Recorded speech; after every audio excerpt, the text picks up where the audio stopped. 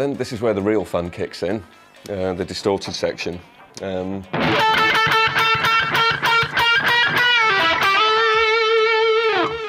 Okay, the story with that is it's all the 10th fret at the B string.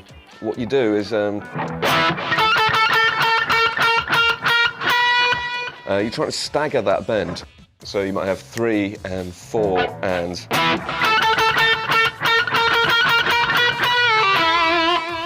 Kind of a strange rhythm. I think he's trying to build some tension by fighting against the beat. But it all lands on a nice strong beat in beat 4 when the bend actually reaches what sounds like the 12th fret. So just bending as slowly as you can. And when you finally get up there, you re-pick it again, let it down, pull off to the 8th, and that bar concludes with the 9th fret on the G string.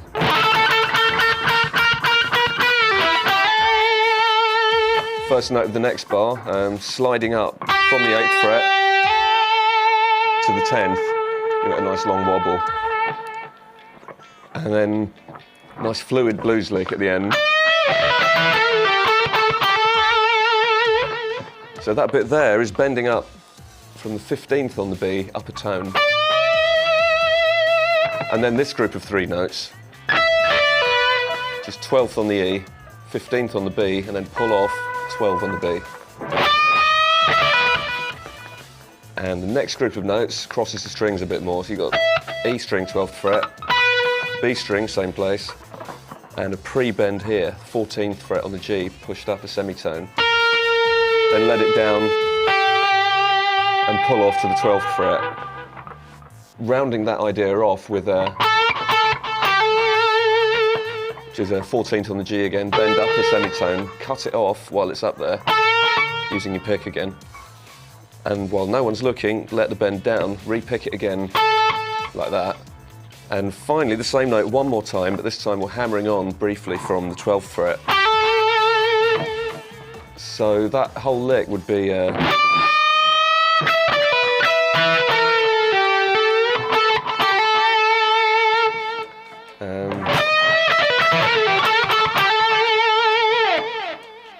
Okay, the next lick moves down a little bit to here, and it starts with the 9th and 12th frets on the G string. And now you go back to the 11th fret on the G string and bend it up so it sounds like the 12th. Let down, pull off to the 9th, and then 12th fret on the D string. And now back to the G, you go 9, then 11, and out of nowhere, a 12th fret on the B string. So that's that little idea. Now back to the 11th fret bend on the G string. Bend it up, leave it there, and now pick the B string at the 12th fret, pull off quickly to the 10th. And now 12th fret on the G, sliding down to 11, and pulling off to 9. So... Okay, so those 2 bars again in their entirety would be 3 and 4 and...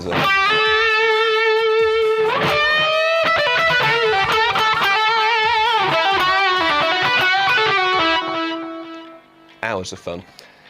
Okay, next bar starts with...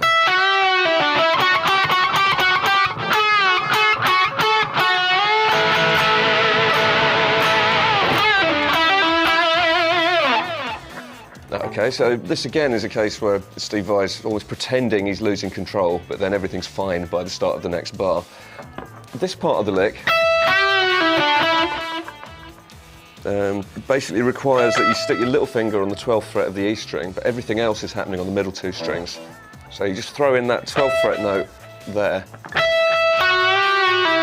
and then you go to the 11th fret of the G string, bend up, semitone, 1 fret, release, pull off to the 9th, and then 12th fret on the D, back to the 9th on the G. So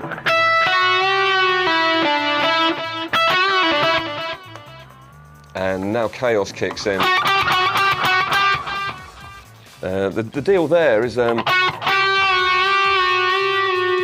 Your bending hand's actually doing that, just 11th fret pushing up a semitone and then back to normal. But because your pick is kind of sticking to the strings wherever possible, creating a little gap in between each note, then the sound is more like... You can't actually hear much of the bending going on. And then it slows down a little bit as the bend gets bigger. That one's actually a tone and a half wide, so you're bending up to where the 14th fret is. So.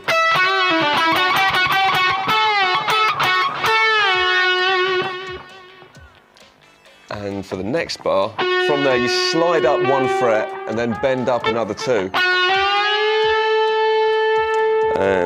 Whereupon your little finger bars the 12th fret.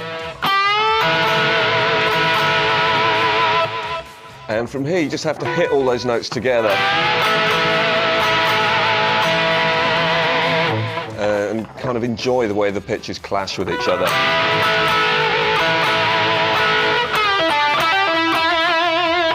And then this little lick at the end. So that's a pre-bend from the 12th fret of the G, upper tone. So you pick it while it's bent, let down, now 9th on the G, 12th on the D, and then 9, 12, 9 again on the G. So.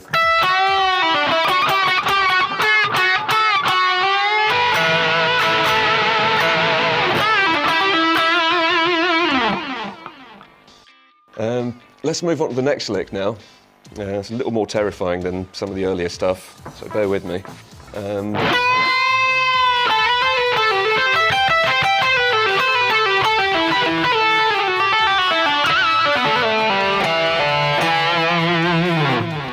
That's the general idea. If we slow it right down, it starts at the 12th fret on the B, bending up a semitone. And note your hand's based around the 10th position here because you need your 3rd finger to get a convincing bend there. But then as soon as you hit the 10th fret on the B string, you slide up so your hand's back up here again. And you go 12, 13, 12 on the B. And then this group of 8 notes, which is a 14, 12, 14 on the G, and then 13 on the B, 12, 15, 12 on the E, and then 13 on the B again. Now for something even odder. There's a group of 5 notes in the space of 4. So it's that top note on the E string that's going to feel odd to you at first. So you pick 15th on the E string, and then 13 pulling off to 12 on the B. Now on the G, 14 pull off to 12. Now you do the last 4 notes again. So far we've got... And now another group of 5. This is quite a viism, this next bit. So that's 14, pull off to 12 on the G, down to there, 14 on the D. And for no apparent reason, we now have 12 on the B, and back to the 14 on the D. So that whole chunk of the lick,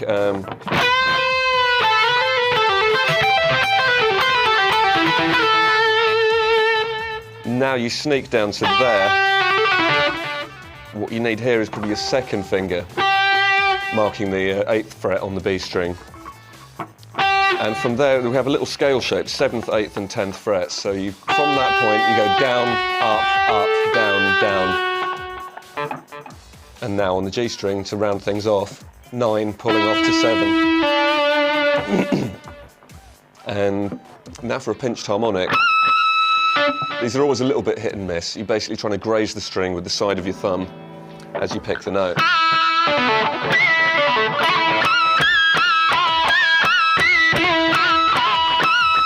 So you basically just explore the length of the string until you find an area that seems most consistently reliable for producing these harmonics. So the note in question is the 9th fret at the G string. Get your harmonic, bend it up a tone, let it down, and pull off to the 7th. And the final beat, you have the 9th fret quickly sliding down to the 7th. Pull off to the 5th, and then the same 7 and 5 pattern on the A string. Rounding things off with another 7th fret. So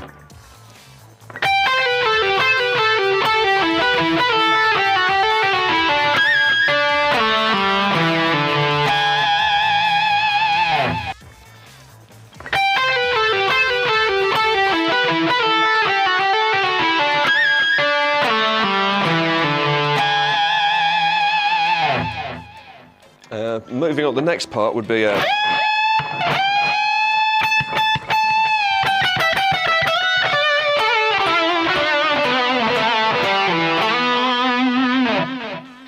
the strangest part about this section is probably the rhythm.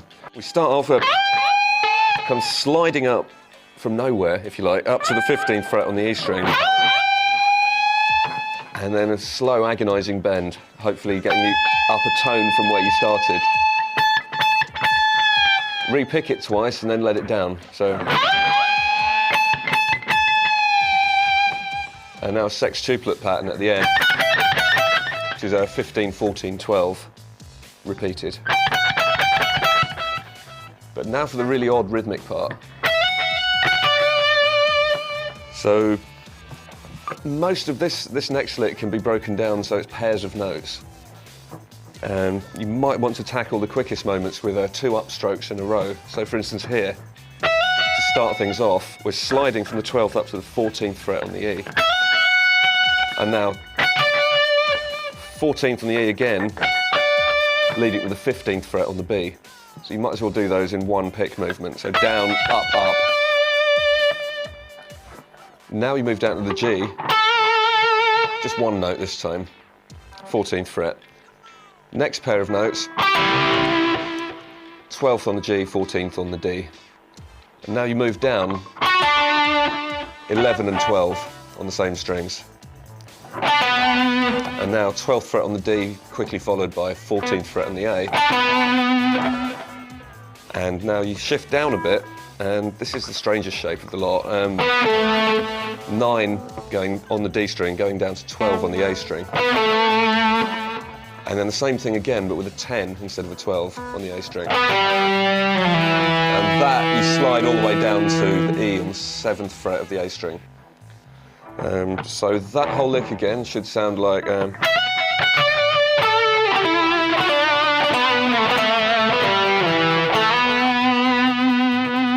this note here is your get-out clause at the end of the lick. 7th fret on the D, slide up a tone, wobble yourself silly.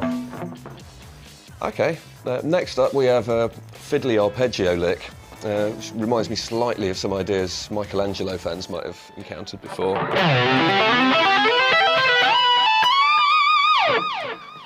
Basically what you need to prepare here is this C major 7 arpeggio shape here. If you learn it in this place, 7th and 8th frets on the low E, and then 7th and 10th on the A string. You can then play the same shape 2 frets higher on the middle strings, and 3 more frets higher on the top 2 strings. And it's all the same thing. So that's how to play enormous arpeggios without tears. And what Steve's doing, just to make it a little quirkier, is first of all sliding down from the 12th fret to approach that lowest note. And then when it's time to change strings, rather than jumping up suddenly, he plays that first note on the D string at the same fret he's already been to. So 7, 8, 7, 10, 7, and now slide up, play the same pattern again. And this, technically, you might consider a wrong note, but it sounds great up to speed. So that whole part of the lick. And you round things off by kind of going low note, high note, low note on the top string. So. And then 13 and 12 on the B. So.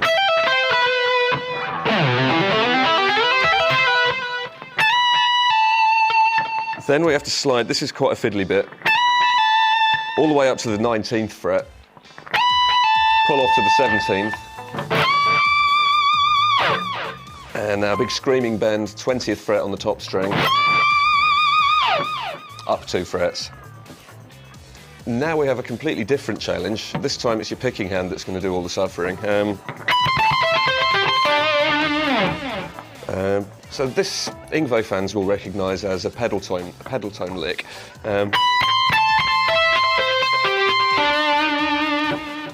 So the basic melody here is 19 on the E string and then 17 on each string in turn. E, B, G, D, and finally the A.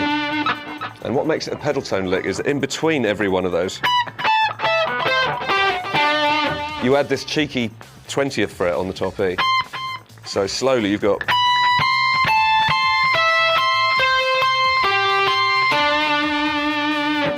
So that's a lot of jumping around for your picking hand to do. I would suggest so long as part of your picking hand is anchored somewhere on the body of the guitar, you shouldn't lose your bearings. Now for another sort of bluesy moment.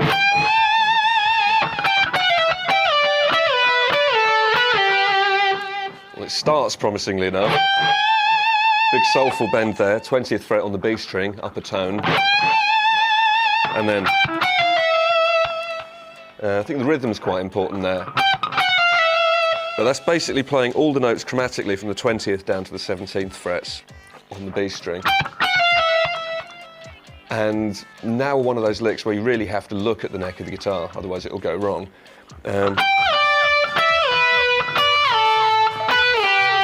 Almost tie a yellow ribbon, if you think that way.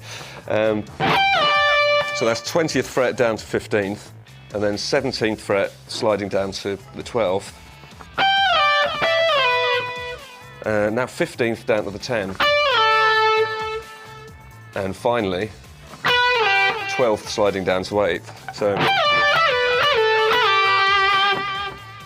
and now some fun for any sweep picking fans out there. The next lick is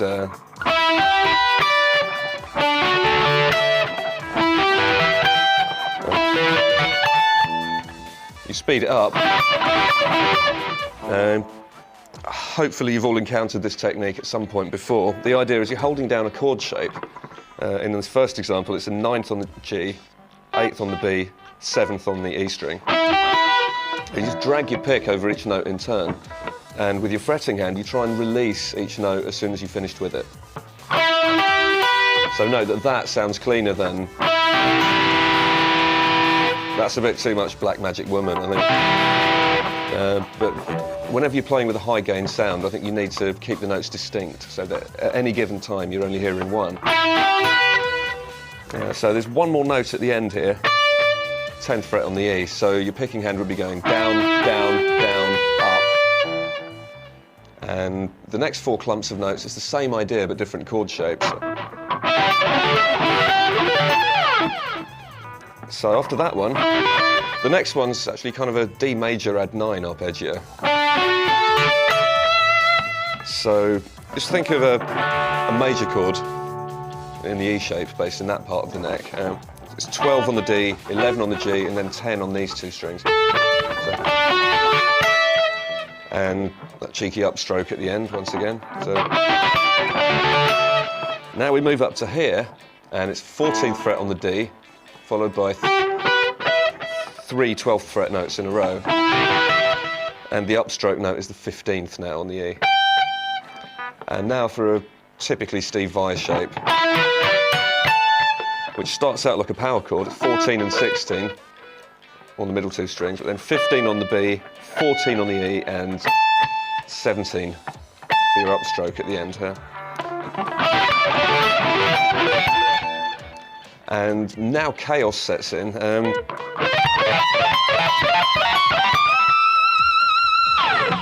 So for that part there, I think the rhythm is the most important bit. If you start just by learning the melody as 1 and 2 and... So that big note there crops up on beat 1 of the next bar.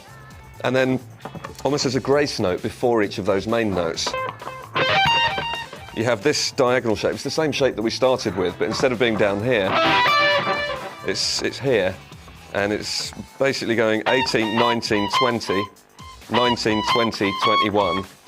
And then the next bar, 22.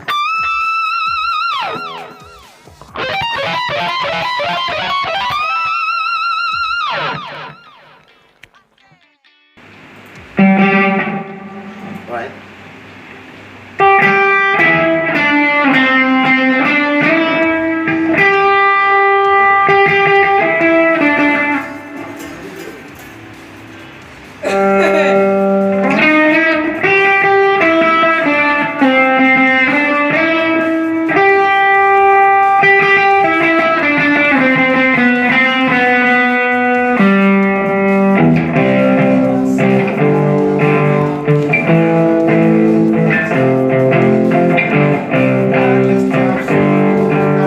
Thank you.